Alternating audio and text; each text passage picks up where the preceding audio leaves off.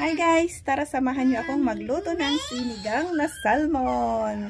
Ayan, ito po ang kanyang rekado. May garlic, luya, ginger, onion, and tomatoes. Meron din yung salmon dito, and okra, and string beans.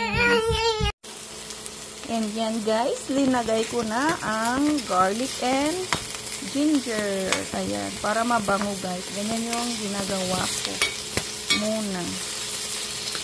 Gaganyan ko muna yung mga rekado.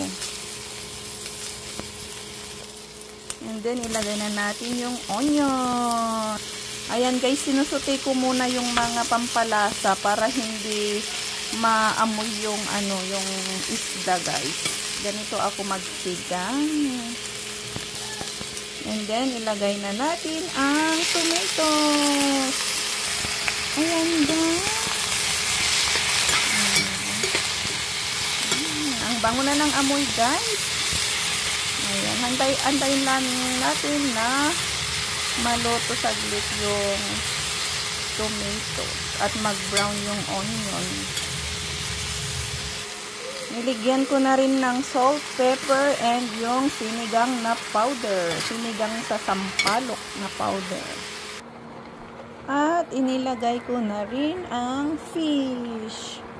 Lagyan ko na ng tubig guys. Ayan, antayin natin hanggang maluto ang fish.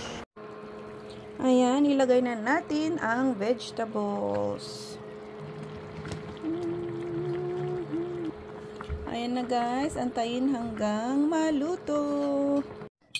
At eto na nga guys, luto na ang ating ulam, sinigang na salmon. Okay guys, let's eat.